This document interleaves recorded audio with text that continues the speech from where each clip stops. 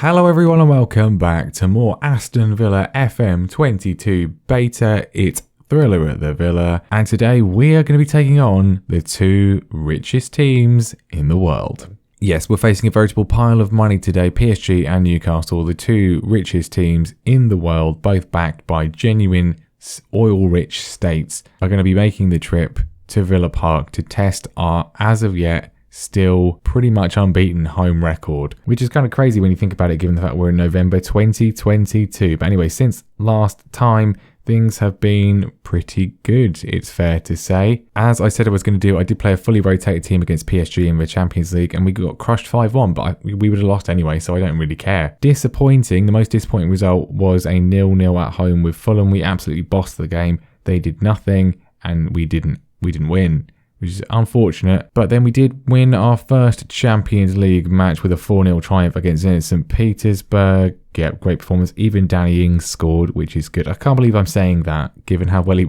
he played last season. But Danny Ings, he's fallen off a cliff. Then one of the best results of the entire season, indeed the entire save so far, a 2-1 win against Manchester United, which got Ole Gunnar Solskjaer the sack. He lasted this long in this universe, probably won't be that long in real life. But Bailey and El Ghazi with the goals there. An away win against a big team is quite hard for us to do. We got knocked out of the League Cup, which was a good performance from the second string. They did really well against Chelsea, held on for a long time. I thought we were getting penalties. We did not in the end. Then a, incredibly tense 3-2 win against Leeds United. You can see we raced into a 2-0 lead through Sanson and Mings.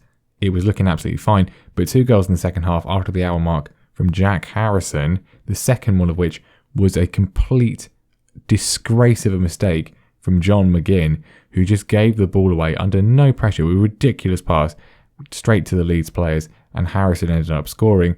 It was looking pretty bleak, but McGinn, presumably sensing the fact he was heading for a fine, decided to save his own and our bacon with a 92nd minute winner to give us all 3 points. The second string then actually won a game, an away game at that as well, beating Zenit 3-0 in Russia. Ollie Watkins even scored. I said strikers were back. They're not. For one season they were, but not anymore. Dennis Zakaria gave us a win against Stoke away from home at the Bet365. Absolute domination. They did not have a shot all game. And then a pretty good 1-1 draw with Leipzig in the Champions League at home, which has guaranteed us at least some more European football. And most recently, another away win, this time against Norwich City, who beat us away from home last season. Buendia against Cell Club, and Danny Ings did score in the 91st minute to give us the win. I mean, I've slagged him off, but he did actually come up trumps with that one. And that has left us in a very creditable 4th place. I did not think we'd do anywhere near as well as last season, but so far it's going kind of okay. We're looking relatively in contention for European football, if nothing else. And with regards to Europe, our great results against Zenit in particular have meant that we are guaranteed now to finish at least 3rd place in the group, which means we will be at least in the Europa League knockouts, which is probably more likely something for us to actually win. But if we can get a result against PSG today, and if Leipzig can drop points against Zenit, which I don't think is very likely, then we can finish in 2nd place in the group and make it to the Champions League knockout round, which would be crazy. We shall see though. We're going to go full strength for this one because I would like to get a win, or at least a draw. As I say, our home record, this is going to jinx it. We have not lost at home in the save so far in any competition except for the defeat to Portsmouth in the Carabao Cup last season.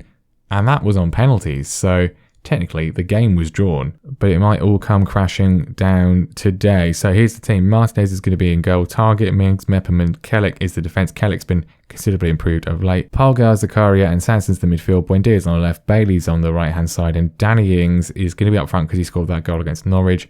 Him and Watkins, neither of them has been great. Louis Barry's played a bit. It's a problem. We have obviously got Matthias Arezzo out on loan at Hamburg. We might be able to get a work permit for him now. He's got 7 goals in 14 Bundesliga 2 appearances. Terrible rating, but that's quite good goal return. Or we could maybe buy someone new. I have my eye, as I'm sure many FM players do, on Yousefa Moukoko from Borussia Dortmund. His contract is expiring at the end of the season, which means we've got 1 more month before we can potentially swoop in and get him on a pre-contract, which would be good because he's nuts. But anyway, right, PSG at home, can we maintain the impervious home record. I don't care if we draw.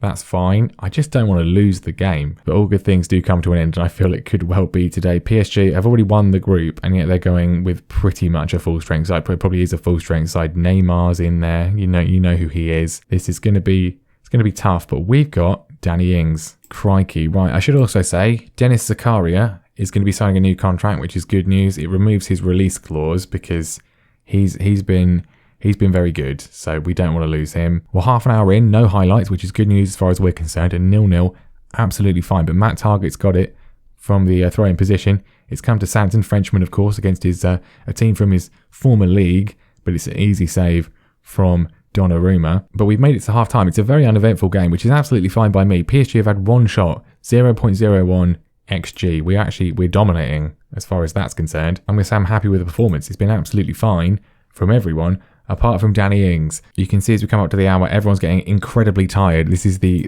problem. We didn't really have it last season because we were only really playing one game a week. But this year, with European football and with the calendar being incredibly compressed anyway, everyone's getting quite tired. We've rotated a lot, but it's still having a bit of an effect. So we're going to need to make some changes here. I'd make more if I could, but unfortunately we can't. In fact, let's drop things down a little bit. Let's be, what's the word? Sensible. Just calm it down just a little bit, and hopefully we can get through the game. Extremely uneventful match. I think let's drop it down even more. PSG don't appear, this is famous last words, but PSG don't appear to really be wanting to do all that much themselves. Yep, they don't care. They don't care. They're fine. They're fine with the draw. So are we. It's 0-0. An absolutely uneventful game. One highlight. Wow. PSG, ladies and gentlemen. I mean, what do we really say about that? We got the result we wanted. They love it. I mean, that was what I wanted. Just avoid defeat. But we're not going through. Leipzig, Shabasholi scores a 93rd minute equaliser against Zenit. If he hadn't done that, we'd been going through. So that's a little bit harsh. But at the end of the day, I'm happy with Europa League. The board wanted us to be competitive. We certainly have been competitive. And to go to the Europa League, as I say, much higher chance of victory there. Okay, so after the Newcastle game, it is the World Cup. So a good opportunity for some rest for a lot of the players. But not all of them, of course, because some of them will be going to the World Cup themselves. Trezeguet, who's barely played. Leon Bailey, of course, our best player. Danny Ings, Bergen Melling, John McGinn, Chris Mepham, and Emiliano Martinez. I mean, congratulations to all you guys. Well done. Fully deserved. But I really hope Jamaica get knocked out in the group so Leon Bailey can have a bit of a rest. We've also finally managed to offload Wesley, which is good news. He'll be joining Flamengo in January. Okay, can we head into the World Cup break with a win against... It's Newcastle. They're having a decent season. 8th place. I've gone with the same team as against PSG, including Danny Ings. We will see how they get on against this. Well, certainly a very different Newcastle side. Matty Cash seems to be playing very far forwards. He used to be a winger, I think, so maybe that's why. They've re-signed Iosi Perez, which is interesting, and Almiron and Wilson still there. Otherwise, it's changed. Maybe not quite world-class, but certainly some decent players. Okay, we're coming forward first of all. Target drags the ball across. It's blocked by the goalkeeper, but only as far as Danny Ings. And even he, in his form at the moment, cannot miss from there. 1-0. Great work from Tyrone Mings, going out quite far wide, finds Buendia, who lays it off to Target. Simple ball across. It's an awful piece of goalkeeping from Altay, and Danny Ings is the beneficiary. Leon Bailey's got a gashed upper leg, which it's not good really. Traore, unfortunately, is injured at the moment. Bailey whips a ball in. He's not far away. I might leave him out there because it's not going to affect us really, because he's not going to be here for the next month or so anyway. Buendia with the corner in, played in, Mings heads over. I think we'll keep him out of there for now because he won't rule him out of the World Cup or anything, as Mings goes close to the ball again but can't get an effort on target. Back to Buendia, working it quite nicely but not nicely enough. And that's half time again, pretty uneventful, but we are winning this time, so that's the main thing. I'm probably going to have to take Bailey off, aren't I? I don't want to, but we're going to have to. And I guess we bring on Ollie Watkins, probably, as Newcastle are coming forward.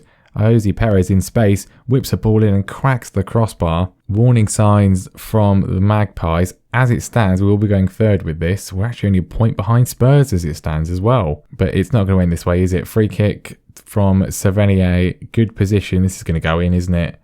It's a good parry from Martinez. He spills it though, and Newcastle keep it alive. Potential chance still for the team from Newcastle, and it's parried away by Martinez. I was panicking there. The team from Newcastle, obviously, the Newcastle United. What nonsense was that? Corner in, and Zakaria with a good header away, and Mings can clear the danger away. Apparently this went close. We're seeing from goal line technology that doesn't look that close. Although this angle makes no sense. Why can't we see a top-down angle like we do in real life? Sort it out, SI. Right, Buendia is tired, so we'll take him off. Ings is also getting quite tired as well. Clearly, he's worked hard today. He's actually scored a goal. So another chance for Louis Barry to impress. Hasn't scored since his cup goals, but he's looked lively in his appearances.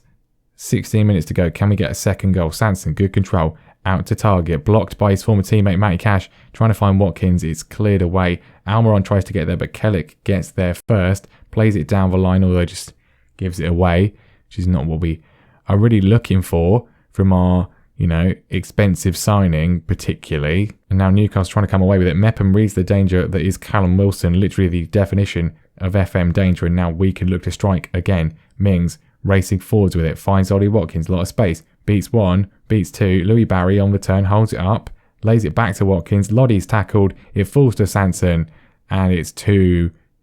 Potential penalty in there from a challenge from Lottie, potentially, but it doesn't matter because Sanson scored. That's the main thing. Great work from Ollie Watkins, beats one, beats two. Barry holds it up well, gets it back. It was a good challenge actually, I think, from Lottie. Falls to Sanson, who cannot miss, and that is looking much more healthy. Free kick, play down to El Ghazi, good control from him, whips it over. Watkins nods it down. Sanson's there, it's blocked and cleared away. Polgar tries to keep it alive though, whips it across to Chris Mepham, but that is that. Into injury time, we're looking good for another 3 points. Let's just avoid any sort of injuries or screw-ups, and then there we go. Whistle goes. Newcastle's millions, billions are defeated by our careful transfer policy and management. Matty Cash defeated against his former club. Good performance from Kellick, his replacement, and just confirmation on that table. Arsenal yet to play, Chelsea yet to play, so they could go above us. But as it stands, we are in third place where we were last season, only a point behind Spurs. We are 8 points behind Liverpool, though, who look pretty imperious. But there we go. That is going to be that for today and indeed the year of 2022. Next time we'll be back, it'll be 2023 in-game, not real life, obviously. Into January, maybe we'll make some signings. We've got some money to spend. That's certainly true. Brentford and Brighton, perhaps Southampton and Brentford, maybe. Or maybe actually just at the end of the month, Brighton and West Ham, and then we can sort of see what we want to do in terms of like deadline day or something like that, if there's any potential moves to be made. So yeah, probably something around there. We will see, but that is going to be that for today. Thank you very much for watching. Make sure you leave a like, make sure you subscribe as well, and I will see you next time.